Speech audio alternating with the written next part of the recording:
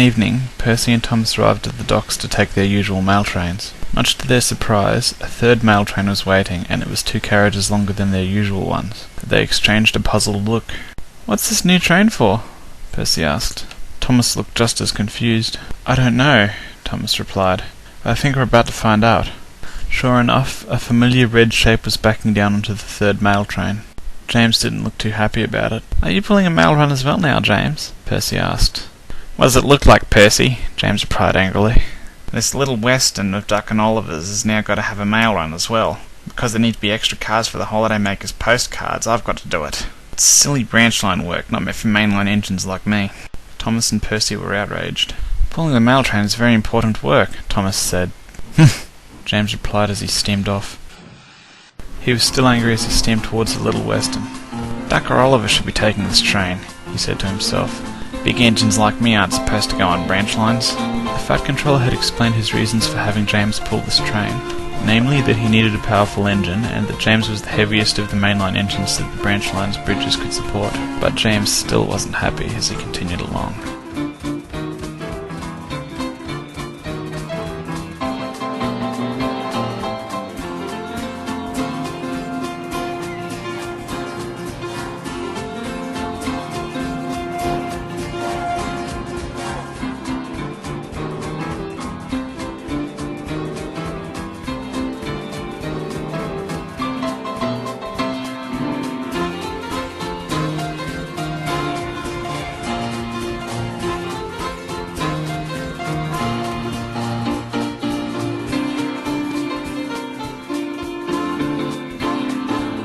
Eventually he came to a rough stop at Callan Station, near the end of the Little Western.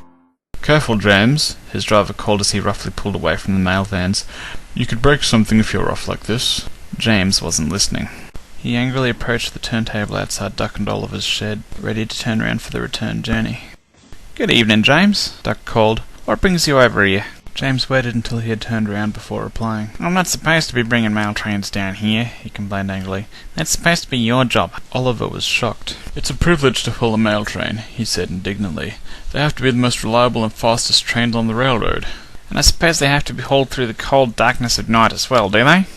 James left without another word.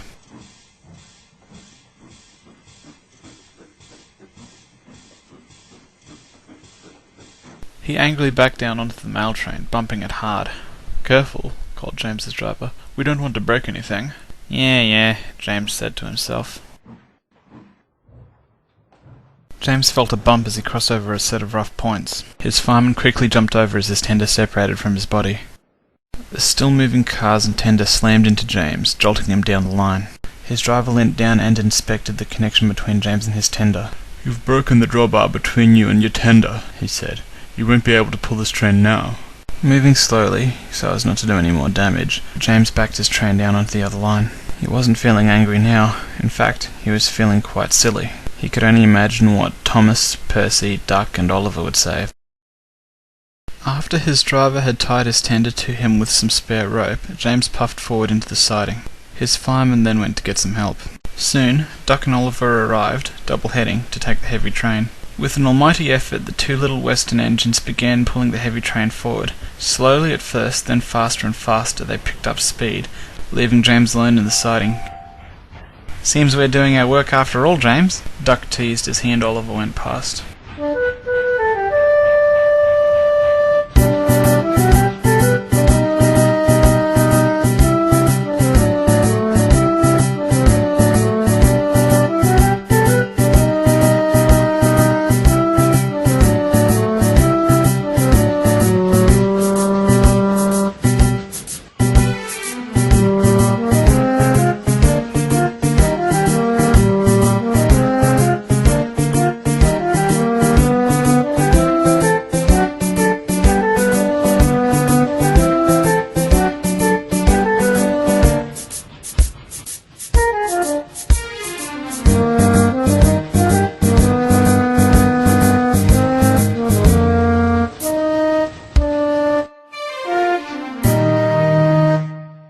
Thomas and Percy were surprised to see Oliver and Duck, but they were too tired to ask what had happened.